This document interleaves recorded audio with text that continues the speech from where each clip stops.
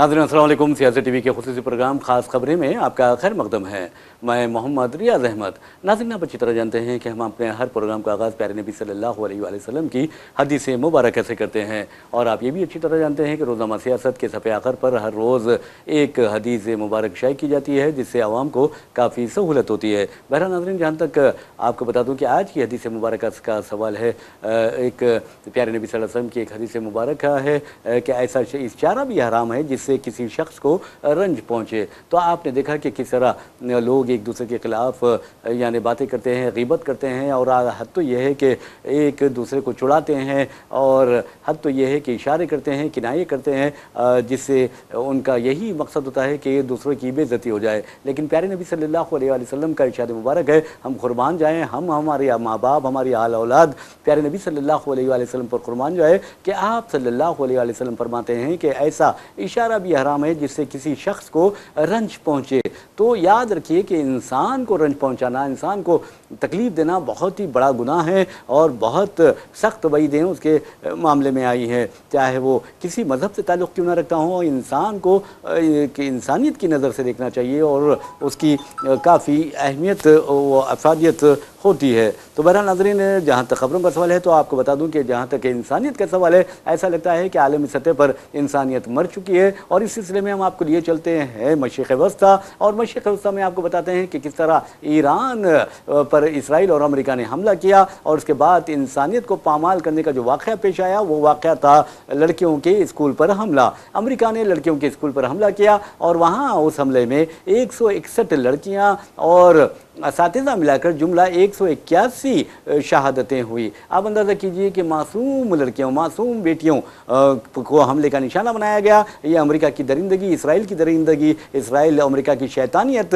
नहीं तो और क्या है, ये उनकी दहशतगर्दी नहीं तो और क्या है। ये एक अहम सवाल है, और मैं समझता हूँ जो कोई इंसानियत में यकीन रखता है वो ज़रूर यही कहेगा कि ये अमेरिका और इसराइल की दरिंदगी है, अमेरिका और इसराइल की शैतानियत है, अमेरिका और इसराइल की दज्जालियत है, और ये दज्जाली ताकतें आलम इस्लाम को नुकसान पहुंचाने की भरपूर कोशिश कर रही हैं। तो बहरहाल नाज़रीन, अब आपको ये बताना ज़रूरी है कि अमेरिका ईरान पर मुख्तसर लेकिन ख़तरनाक हमला करने का इरादा रखता है इसराइल और अमेरिका, और इसके लिए आपको बता दूं कि जो मवाद धमाका खेज़ मवाद है, तकरीबन 6400 टन धमाका खेज़ मवाद अमेरिका ने इसराइल तक पहुंचा दिया है। और एक खबर यह आ रही है कि अमेरिकी कांग्रेस ने इसराइल और अमेरिका के इत्तेहादियों को $8.6 बिलियन के हथियार फ़रोख्त करने की मंजूरी दे दी है। तो बहरहाल नाज़रीन, आपको बता दें कि अमेरिकी हथियार जो मुस्लिम ममालिक में जा रहे हैं, ऐसा लगता है कि वो इस्तेमाल में भी नहीं आ रहे हैं, जबकि आपको बता दूं कि एक हो जाएं तो बन सकते हैं खुर्शीद मूवी, वरना इन बिखरे हुए तारों से क्या बात बने। तो बहरहाल मिल्लत इस्लामिया में इत्तेहाद का फुक़दान पाया जाता है, और आप देखेंगे कि किस तरह हम बिखरे हुए हैं। हालांकि आप अंदाज़ा कीजिए कि आज अगर दुनिया में मज़ाहिब के तेज़ी से फैलने का अगर जायज़ा लिया जाए तो बिलाशुबा आप ये कह सकते हैं कि इस्लाम तेज़ी से फैलने वाला मज़हब है, और लोग जोग दर जोग इस दामन इस्लाम में पनाह ले रहे हैं। लेकिन अफसोस की बात यह है कि आलम इस्लाम फिर भी बिखरा हुआ दिखाई देता है, उसका शिराज़ा बिखरा हुआ दिखाई देता है, और हद तो यह है कि दिफाई लिहाज से हम बहुत ज़्यादा कमज़ोर दिखाई देते हैं, और दुश्मन जो है, दुश्मनान इस्लाम हमारा पूरा नाजायज़ फ़ायदा उठा रहे हैं। ये अल्लाह का करम है कि दुश्मनों के पास टेक्नोलॉजी, आर्टिफिशियल इंटेलिजेंस या से मसनूई ज़हानत और हथियारों का कोई कमी नहीं है, उसके बावजूद भी अल्लाह ताला हमें यानी बचाता रहा है और बचा रहा है, जिसके लिए हम जितना शुक्र बारगाह रब्बुल इज़्ज़त में करें बहुत कम है। तो बहरहाल नाज़रीन, ईरान पर अमेरिका ने कह दिया है कि हम हमला करेंगे, और मुख्तसर लेकिन मजबूत हमला करेंगे। जवाब में ईरान ने कह दिया है कि हम ऐसा दर्दनाक बदला लेंगे कि फिर अमेरिका और इसराइल हमेशा याद रखेंगे। अब देखना यह है कि आप नए हुर्बुस को, आप नए ट्रंप कहने वाले ट्रंप क्या करते हैं। और ट्रंप तो मुझे तो ऐसा लगता है कि इस जंग में इसराइल ने जिस तरह ट्रंप को और अमेरिकियों को बेवकूफ़ बनाया है, अमेरिका की तारीख में यानी 250 साल तारीख में किसी और कौम ने अमेरिकी सदर को बेवकूफ़ नहीं बनाया होगा। तो बहरहाल नाज़रीन, आप دیکھیں گے کہ بعض تو بیوقوفی ہوتے ہیں, انہیں بیوقوف بنانے کی ضرورت ہی نہیں ہوتی, اور بعض اپنے آپ کو بہت بڑا سمجھتے ہیں, شیخی بگاڑتے ہیں, لیکن وہ بھی آپ دیکھیں گے کہ کس طرح بیوقوف نکلتے ہیں. اور اس معاملے میں ہم آپ کو بتاتے ہیں کہ اب ٹرمپ کی مثالیں جو ہے وہ گدھوں اور بیلوں سے دی جا رہی ہیں, تو تشبیہ دی جا رہی ہے, مماثلت گدھوں اور بیلوں سے کی جا رہی ہے. تو یہ بہت ہی خطرناک بات ہے, خاص طور پر امریکیوں کے لیے اس لیے خطرناک بات ہے کیونکہ امریکی جو ہیں وہ اپنے آپ کو بہت یعنی ذہین قوم سمجھتے ہیں. لیکن آپ کو بتا دوں کہ باراک حسین اوباما امریکی صدر ہیں, اور اس امریکی صدر کے اقتدار میں لاکھوں مسلمانوں کا قتل کیا گیا. اسی طرح بل کلنٹن امریکی صدر تھے, ان کے دور اقتدار میں بھی لاکھوں مسلمانوں کا قتل کیا گیا. بش کے دور میں بھی, یعنی ان تینوں صدور کے دور میں آپ کو بتا دوں کہ 1,10,00,000 مسلمانوں کا قتل کیا گیا, ان کے خون سے ہولی کھیلی گئی. اور آپ کو میں بتاتا ہوں کیونکہ ہم صحافت میں برسوں سے ہیں, تو ہم نے دیکھا جب عراق میں حالات خراب ہوئے, امریکہ نے قبضہ کیا جھوٹ کی بنیاد پر, وہ بھی ٹونی بلیئر اور بش کے جھوٹ کی وجہ سے, تو آپ کو بتا دوں کہ وہاں پر آپ نالوں میں جو پانی بہ رہا تھا, پانی نہیں بلکہ وہ خون بہ رہا تھا, اور یہ ساری دنیا نے یہ منظر دیکھا تھا. تو کہنے کا مطلب یہ ہے کہ یہ مسلم دشمن طاقتیں لاکھ کوششوں کے باوجود بھی مسلمانوں کو نقصان پہنچانے سے بعض یعنی نہیں پہنچا رہی ہے. اس کے باوجود آپ دیکھیں گے کہ دجالی طاقتوں کا اتحاد ہونے کے باوجود بھی مسلمان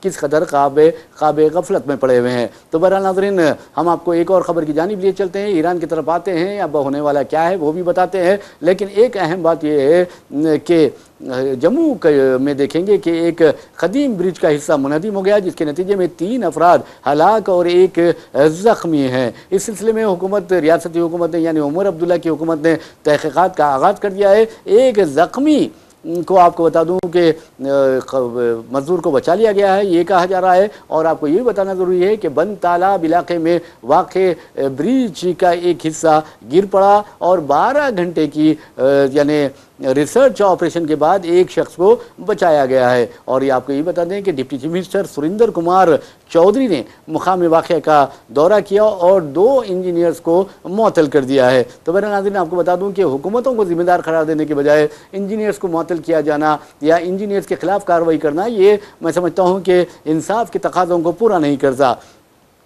بہرحال ایک اور خبر کی جانب چلتے ہیں. اس خبر کا تعلق آپ کو بتا دوں کہ حیدرآباد سے کچھ فاصلے پر واقع شمس آباد کے قریب ایک حادثہ پیش آیا, جس میں بتا دوں کہ سرسلہ کے رہنے والی ایک فیملی یادگیری گٹے سے واپس ہو رہی تھی کہ یہ حادثہ پیش آیا, جس میں ایک ہی خاندان کے 6 افراد اپنی زندگیوں سے محروم ہو گئے اور ایک خاتون زخمی بتائی جاتی ہے. اور یہ بہت ہی خطرناک واقعہ پیش آیا, اور دیکھنے والوں نے کہا کہ یہ واقعہ بہت ہی یعنی حادثہ جو تھا بہت ہی دردناک تھا, بہت ہی خطرناک تھا. تو بہرحال ناظرین, اس طرح کے جو حادثات ہوتے ہیں یہ مجرمانہ غفلت کا نتیجہ ہوتے ہیں, ڈرائیوروں کے تیز چلانے کا نتیجہ ہوتے ہیں. اور آج کل آپ دیکھیے کہ حیدرآباد ہو یا حیدرآباد کے اطراف و اکناف ہو یا مضافت علاقے ہوں, وہاں پر اگر آپ دیکھیں گے تو ایسا لگے گا کہ یہاں بہت زیادہ ٹریفک ہو رہی ہے, ٹریفک میں خلل پیدا ہو رہا ہے, گاڑیوں کی تعداد میں اضافہ ہو گیا ہے اور آبادی میں بھی اضافہ ہو گیا ہے. اور آپ کو یہ بھی بتا دوں کہ خاص طور پر جو بیرونی ریاست کے افراد حیدرآباد آ رہے ہیں یا حیدرآباد میں آ کر بس رہے ہیں اور اطراف و اکناف میں بس رہے ہیں, اس کے نتیجے میں بھی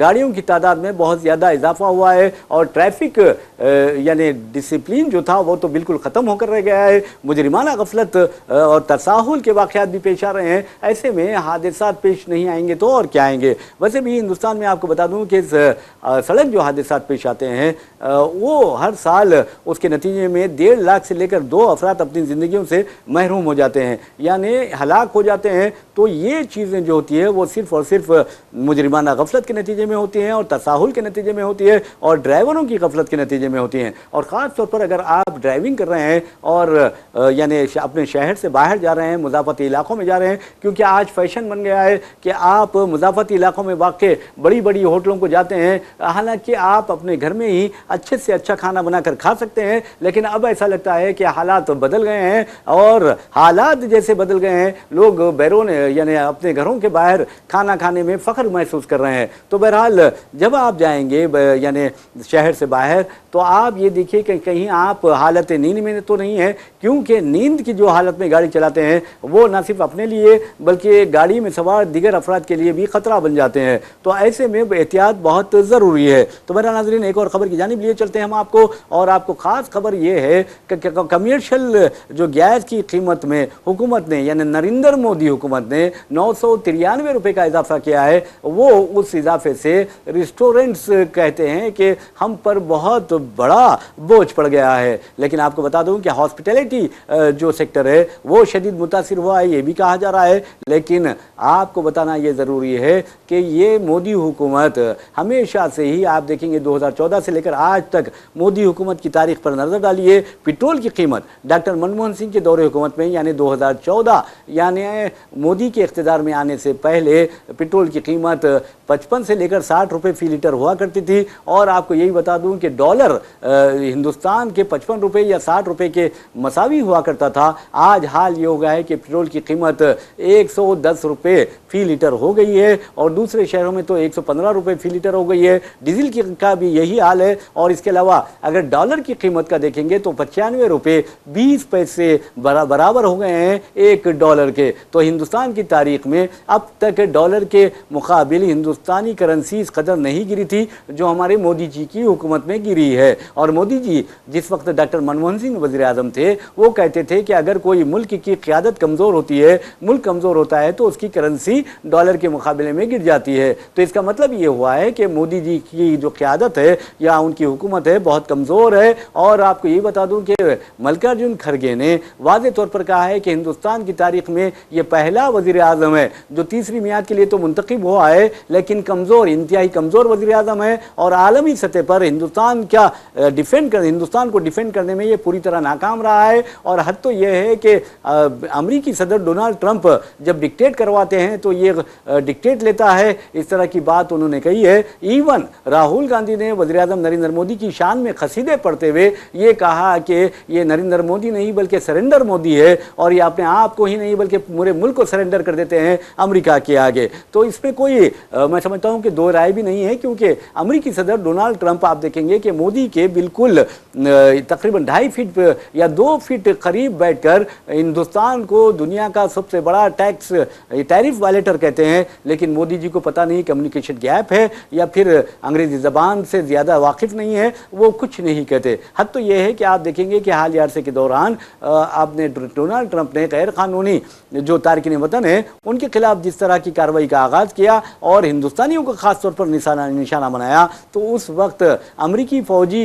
हेलीकॉप्टर्स में आपको बता दूं कि तैयारों में हिंदुस्तानियों को पैरों में बेड़ियां, हाथों में हथकड़ियां डालकर भेजा गया। यहाँ तक कि हमारे जो सिख भाई थे उनकी पगड़ियां उछाल कर कूड़ेदान में डाल दी गई। तो ये इसके बावजूद भी हमारे वज़ीर आज़म नरेंद्र मोदी का मुंह खुला ना वो कुछ बोले। तो देखिए आप कितने महान हमारे वज़ीर आज़म हैं, कितने यानी आप देखेंगे कि हिंदुस्तान को दुनिया का सुपर पावर बनाने के दावे करते हैं और इसके बावजूद भी विश्वगुरु करार देते हैं हमारे वज़ीर आज़म। लेकिन अफसोस की बात यह है कि क्या हालात हमारे मुल्क के हो गए हैं, यानी आलमी सतह पर हमारी कोई अहमियत बाकी नहीं रही। जबकि पाकिस्तान जिसकी हिंदुस्तान के सामने कोई हैसियत नहीं है, चाहे रकबे के लिहाज से, चाहे ताकत के लिहाज से, लेकिन आप चाहे दौलत के लिहाज से, ये बैरूनी मुबादला के ज़खायर के लिहाज से, सोने के ज़खायर के लिहाज से, उसके बावजूद या कुदरती वसाइल के लिहाज से, उसके बावजूद पाकिस्तान आज इंटरनेशनल लेवल पर सालिस का किरदार अदा कर रहा है ईरान और अमेरिका के दरमियान। और हमारे वज़ीर आज़म नरेंद्र मोदी किस कदर महान है कि आप देखेंगे कि इनकी हुकूमत में आप गरीब का जीना महाल हो गया है, हराम हो गया है। इसलिए कह रहा हूं कि आपको मैं लिए चलता हूं ओडिशा में बीजेपी की हुकूमत है। और आपको ये भी बता दूं कि ओडिशा में एक भाई जो है अपने बहन के अकाउंट में मौजूद, यानी अनजहानी बहन के अकाउंट में मौजूद 20,000 रुपये हासिल करने के लिए बैंक जाता है। लेकिन आपको बता दूं कि बैंक बैंक अहदेदार उसे बार बार कहते हैं कि जो तुम्हारी अकाउंट होल्डर है उसे लाओ। अरे वो कहता है कि मेरी बहन का देहांत हो चुका है, यानी वो मर चुकी है और जनवरी में वो मर चुकी थी, तो मैं लाऊं कहां से। लेकिन बैंक अहदेदार उसके साथ जालिमाना सलूक करते हैं। और आपको बता दूं कि वो भाई मजबूरन अपनी बहन की खबर खोदता है, यानी नॉन मुस्लिम है, तो बहरहाल मुंडा उसका नाम है, जीतू मुंडा। जीतू मुंडा अपने बहन की खबर खोदता है और उसकी डेड बॉडी जो मस्क हो चुकी थी वो थैले में बंद कर लाता है और कहता है, बैंक के सामने रखकर उसकी डेड बॉडी या उसके बाकियात रखकर कहता है कि लो तुम्हारा अकाउंट होल्डर आ गया है, अब पैसे दो। तो आप अंदाजा कीजिए कि ये मंजर जब सारी दुनिया में वायरल हो जाता है तो मोदी हुकूमत को और बीजेपी हुकूमत को थोड़ी सी शर्म आती है, बैंक वालों को भी बहुत शर्म आती है। तो और उसके बाद ये कहा जा रहा है कि उन्होंने उस खातून का डेथ सर्टिफिकेट जारी करने की हिदायत दी और ये भी कहा जा रहा है कि उसे उसके पैसे हवाले कर दिए गए। तो अब अंदाजा कीजिए कि बैंक जनवरी में वो उस खातून का इंतकाल हुआ, हड्डियां दिख रहे थे उसके बाकियात। तो आप अंदाजा कीजिए किस तरह वज़ीर-ए-आज़म नरेंद्र मोदी की महान वज़ीर-ए-आज़म की हुकूमत में किस कदर हालात, हिंदुस्तान तरक्की कर रहा है, विश्व गुरु बन रहा है और हर तरफ तरक्की के तराने बज रहे हैं। तो बहरहाल हम कमर्शियल गैस की कीमतों में इजाफे की बात कर रहे थे, तो आपको बता दूं कि मार्च अप्रैल में भी इजाफा किया गया, मई में भी आपको बता दूं कि इजाफा कर दिया गया 1 मई को, और वो भी 993 रुपये कमर्शियल 19 किलो के कमर्शियल LPG सिलेंडर पर। कितनी शर्म की बात है। और अब ये कहा जा रहा है कि आवाम पर कोई बोझ नहीं पड़ेगा, बल्कि रेस्टोरेंट और होटल मुतासर होंगे। ऐसा कुछ भी नहीं है। वज़ीर-ए-आज़म नरेंद्र मोदी की हुकूमत 2014 से बकौल अपोजिशन लीडर्स लोगों के जेबों पर डाका डाल रही है और उसी डाके के नतीजे में गैस सिलेंडर्स की कीमत में इजाफे से रेस्टोरेंट्स या होटलों को कोई असर पड़ने वाला नहीं है, बल्कि सारिफीन के जेबों पर असर पड़ेगा। और आपको ये बता दूं कि जो पहले 2321 रुपये में ये सिलेंडर मिला करता था 19 किलो का कमर्शियल, अब उसकी कीमत बढ़कर 3315 रुपये हो गई है। यानी नरेंद्र मोदी हुकूमत ने 993 रुपये का इजाफा किया है। ये सोचने वाली बात है।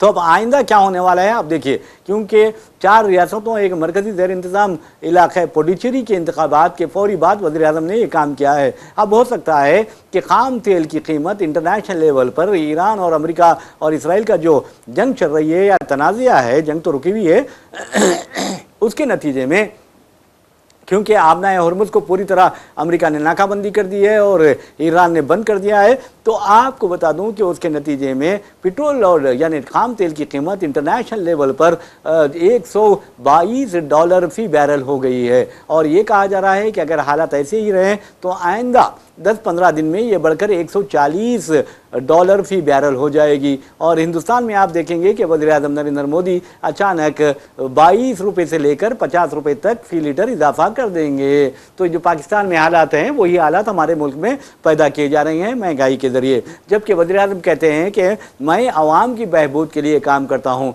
क्या बहबूद है आवाम की, क्या तरक्की आवाम की है, क्या फ़िक्रमंदी है आवाम के ताल्लुक से आपकी कि आप कमर्शियल सिलेंडर की कीमत में 100-200 नहीं बल्कि 993 रुपये का इजाफा करते हैं। और 2321 में जो सिलेंडर मिला करता था अब वो बढ़कर 3315 में मिलेगा। और आप याद रखिए कि आने वाले दिनों में जो घरेलू या सिलेंडर्स होते हैं LPG के घरेलू सार्फिन को फराहम किए जाते हैं, हो सकता है उसमें भी इजाफा कर दिया जाएगा। और दूसरी बात, अगर पेट्रोल और डीजल की कीमत में इजाफा कर दिया जाए तो महंगाई में खुद ब खुद इजाफा होता है। और अब तो ये कहा जा रहा है कि खुद हमारे शहर हैदराबाद के रेस्टोरेंट और होटल्स में जो खाने तैयार किए जाते हैं, जो डिशेस तैयार किए जाते हैं, उन डिशेस की कीमतों में 10-15% इजाफा कर दिया जाएगा। तो फ़ायदा किसका हुआ, नुकसान किसका हुआ, आप अच्छी तरह जान सकते हैं। फ़ायदा हुकूमत का हुआ, नुकसान आवाम का हुआ। तो अब ऐसी हुकूमत को आप महान नहीं तो और क्या कहेंगे, ये सबसे अहम बात है। भला नाज़रीन, हम आपको एक और खबर की जानिब लिए चलते हैं। खास खबर है और आपको बता दूं कि दिल्ली हिंदुस्तान का दारुल हुकूमत है لیکن وہاں کی پولیس ہو یا وہاں کے جو فرقہ پرست درندے ہیں وہ انسانیت کو پامال کرنے کا موقع ہاتھ سے جانے نہیں دیتے، اور اس سلسلے میں پولیس کو ہمیشہ تنقید کا نشانہ بنایا جاتا رہا ہے۔ یہ ہم پولیس پر الزام عائد نہیں کر رہے ہیں، بلکہ جو حقوق انسانی کے جہدکار ہیں وہ دہلی پولیس کی تعریف کرتے نہیں تھکتے اور کہتے ہیں کہ دہلی پولیس اس قدر فرض شناس ہے، اس قدر بہادر ہے کہ وہ اقلیتوں کے خلاف کارروائی کرنے میں جس طرح کی سرعت یعنی جلد بازی کا مظاہرہ کرتی ہے اس کا ریکارڈ نہیں کوئی توڑ نہیں سکتا۔ تو بہرحال دہلی میں ایک 16 سالہ مسلم لڑکے کو صرف اس کی مذہبی شناخت کے باعث قتل کر دیا گیا، چاقو اس کا پیچھا کیا گیا ہے۔ ایک پارک میں 16 سال کی عمر کیا ہوتی ہے آپ اندازہ کیجئے کہ 16 سالہ ماں کا ایک لوتا یہ لڑکا ہے، تو 16 سالہ اس بچے کو جس کے نام کے بارے میں ایان سیفی بتایا گیا ہے، تو اس بچے کو ایک نہیں دو نہیں بلکہ 8 سے لے کر 10 درندوں نے، جن کی عمریں 30 سے 35 سال بتائی جائے گی، وہ ہٹے کٹے چوڑے بالکل آپ دیکھیں گے کہ وہ ایک معصوم بچے کو چاقو سے حملہ کرتے ہیں اور اس کو کئی ضربات پہنچاتے ہیں، اس کے پیٹھ پر، اس کے پیٹ پر اور اس کے پیروں پر، اس کے ہاتھوں پر اس قدر ضربات پہنچاتے ہیں کہ وہ بچہ شہید ہو جاتا ہے۔ اور وہ ماں کہتی ہے کہ میرے بچے نے کسی کا کوئی برا نہیں کیا تھا، لیکن ان ظالموں نے میرے بچے کو شہید کر دیا اور میرے بچے کو مجھ سے دور کر دیا۔ تو آپ اندازہ کر سکتے ہیں کسی ماں کا غم کیا ہوگا، ماں کی تڑپ کیا ہوگی، ماں رو رہی ہے، بلک رہی ہے۔ کیا پولیس ان درندوں کو قرار و حقیقی طور پر سزا دلائے گی؟ ایک اہم سوال ہے۔ ویسے بھی ناظرین آپ کو بتا دوں کہ جہاں تک اس بچے کا سوال ہے یعنی ایان سیفی کا سوال ہے، اس کے خاندان نے الزام عائد کیا کہ اسے جان بوجھ کر قتل کیا گیا، پہلے بھی دھمکیاں دی گئی تھی، پولیس کو بھی آگاہ کر دیا گیا تھا۔ اب سوال یہ پیدا ہوتا ہے کہ ایک 16 سالہ لڑکے سے کیا دشمنی ہوگی؟ تو بہرحال یہ بہت ہی خطرناک بات ہے، اور اس طرح کی جو خطرناک باتیں ہوتی ہیں اس کا نوٹ حکومتوں کو لینا چاہیے، نفاذ قانون کی ایجنسیوں کو لینا چاہیے، اور جو قاطی ہے انہیں فوری طور پر کیفر کردار تک پہنچانا ضروری ہے تاکہ دوسروں کو ہمت نہ ہو سکے کہ وہ بے قصور بچوں کو قتل کر سکیں۔ 16 سال کی عمر میں آپ ایک کی ماں کی گود آپ نے اجاڑ دی ہے، اور آپ کو بتا دوں کہ مینا نام ہے ان کی ماں کا، اور وہ کہتی ہیں کہ میں تنہا اپنے بچے کو پال رہی تھی اور یہ بچہ میرا ہاتھ بٹا رہا تھا اور تعلیم بھی حاصل کر رہا تھا۔ تو آپ اندازہ کر سکتے ہیں کہ کس طرح کے ظالمانہ واقعات ہمارے ملک میں پیش آ رہے ہیں۔ اور دہلی میں آپ کو بتا دوں کہ بی جے پی کی حکومت ہے اور بلدیہ پر بھی بی جے پی کا قبضہ ہے۔ تو یہ جو چیزیں فرقہ پرستی میں اپنی توانائیاں صرف کرتے ہیں، اگر یہ لوگ انسانیت کی بہبود کے لیے، انسانیت کے تحفظ کے لیے اور لوگوں کی مدد کے لیے اپنی زندگیاں وقف کر دیں اور اپنی توانائیاں خرچ کریں، تو یقین مانیے کہ ہندوستان حقیقت میں وشوا گرو بن سکتا ہے اور وکشت بھارت یعنی ترقی یافتہ ہندوستان بن سکتا ہے، ورنہ آپ اندازہ کر سکتے ہیں کہ کس طرح کے حالات پیدا ہو سکتے ہیں۔ ویسے بھی ناظرین جہاں تک مزید خبروں کا سوال ہے، آپ کو بتا دوں کہ مغربی بنگال میں آپ نے دیکھا کہ کس طرح کے 4 مئی کو مغربی بنگال، آسام، تامل ناڈو، کیرلا اور مرکزی زیر انتظام علاقے پڈوچیری کے نتائج کا اعلان کیا جانے والا ہے۔ اور آپ کو یہ بتانا ضروری ہے کہ ان نتائج کے آنے سے پہلے ہی وزیر اعظم نریندر مودی کی حکومت نے کمرشل گیس کی قیمتوں میں زبردست اضافہ کر دیا ہے، 993 روپے کا اضافہ کیا ہے۔ اب نتائج آنے کے بعد کیا ہوتا ہے یہ دیکھیے۔ ویسے بھی ناظرین آپ کو بتا دوں کہ مغربی بنگال پر تمام لوگوں کی توجہ یعنی مرکوز ہو گئی ہے، اور یہ دنیا دیکھ رہی ہے کہ وہاں جو بنگال کی شیرنی ہے یعنی ممتا بنرجی وہ کس طرح گجرات کے نریندر مودی اور امت شاہ کا مقابلہ کریں گی، اور کس طرح الیکشن کمیشن کا اور مرکزی جو ایجنسیاں ہیں، مرکزی جو ادارے ہیں اور سینٹرل فورسز ہیں ان کا کس طرح مقابلہ کریں گی۔ لیکن ایک بات ضرور ہے کہ ممتا بنرجی نے کہا ہے کہ لاکھ رکاوٹوں کے باوجود عوام میرے ساتھ ہے، اور 294 نشستوں میں سے ٹی ایم سی کو 226 نشستوں پر کامیابی ملے گی، اور ٹی ایم سی چوتھی مرتبہ بھی اقتدار میں آئے گی۔ 2011، 2016، 2021 3 مرتبہ اب تک ٹی ایم سی اقتدار میں آ چکی ہے۔ اور آپ یہ بھی اچھی طرح جانتے ہیں کہ ممتا بنرجی نے تقریباً 33 سالہ دور اقتدار کمیونسٹوں کا اکھاڑ پھینکا تھا، اور اس وقت آپ نے دیکھا کہ بی جے پی بھی خوش ہوئی تھی، لیکن اس مرتبہ کانگریس نے بھی ممتا بنرجی کے خلاف وہی موقف اختیار کیا جو بی جے پی نے اختیار کیا تھا۔ اسی طرح دیگر اپوزیشن جماعتوں نے بھی ممتا بنرجی کی کوئی اخلاقی حمایت بھی نہیں کی ہے۔ یہ الگ بات ہے کہ شیو سینا، ادھو ٹھاکرے ہو یا پھر اکھلیش یادو کی پارٹی ہو तेजस्वी यादव की पार्टी हो या आम आदमी पार्टी या अरविंद केजरीवाल की हो, उसने ममता बनर्जी की अखलाकी हिमायत की है, ये बहुत अच्छी बात है। लेकिन जहाँ तक इंतखाबी नताइज का सवाल है, आपको बता दूं कि किस तरह सेंट्रल फोर्सेस की मदद हासिल की गई है, और आपको बता दूं कि हिंदुस्तान की तारीख में पहली मर्तबा मुसल्ह गाड़ियों को, फौज की मुसल्ह गाड़ियों को, पैरामिलिट्री फोर्सेस की मुसल्ह गाड़ियों को सड़कों पर उतारा गया। उसी तरह जिस तरह गजा में नहते फ़लस्तीनियों के खिलाफ उतारा गया था, तो अब ऐसा लगता है कि हुकूमत यानी मोदी हुकूमत इंतखाबी अमल को और इलेक्शन कमीशन ऑफ इंडिया इंतखाबी अमल को फौजियाने की तरफ रवां दवा हैं। अगर ममता बनर्जी को शिकस्त होती है या बीजेपी को फतह होती है, तो समझिए कि हिंदुस्तान में जमहूरियत का खात्मा हो चुका है और आइंदा इंतखाबात भी करवाने की ज़रूरत नहीं होगी, क्योंकि मोदी हुकूमत जिस किसी ताकतवर यानी रियासत में, अपोजिशन रियासतों में सेंट्रल सिक्योरिटी फोर्सेस को ले जाएगी और इलेक्शन कमीशन को ले जाएगी, ईडी को ले जाएगी, इनकम टैक्स को ले जाएगी, और आप देखेंगे कि मुख्तलिफ मरकज़ी एजेंसियों को ले जाएगी और बआसानी अपना काम करके वापस हो जाएगी। तो अब ऐसा लग रहा है कि हिंदुस्तान अब जिस तरह चाइनीज़ कम्युनिस्ट पार्टी का सवाल है, उसी तरह हिंदुस्तान भी एक जमाती निज़ाम, चीन की तरह एक जमाती निज़ाम की तरफ चल पड़ा है। अब देखना यह है कि आवाम किस तरह इनकी बातें करती है। तो बहरहाल नाज़रीन, ये बहुत अहम खबरें थी जो हमने आप तक पेश की है, और आपको ये भी बता दें कि जहाँ तक इस बात का सवाल है, तो आपको बताते हैं कि मगरबी बंगाल के हिंदुस्तान की सियासत में एक अहम मोड़ साबित होगा, एक अहम यानी एक संग मील साबित होगा। और देखना यह है कि यहाँ पर फ़िरका परस्त ताकतों को कामयाबी मिलती है, फाशिस्तों को कामयाबी मिलती है, या जमहूरी इक़दार की हिफाजत करने वालों को, सेक्युलरिज्म की हिफाजत करने वालों को कामयाबी मिलती है। तो बहरहाल इसी के साथ हम अपना प्रोग्राम खास खबरें इख्तिताम को पहुँचाते हैं। अपने मेज़बान मोहम्मद रियाज अहमद को इजाज़त दीजिए। इंशाअल्लाह फिर मुलाकात होगी, फिर बात होगी। तब तक के लिए अल्लाह हाफ़िज़।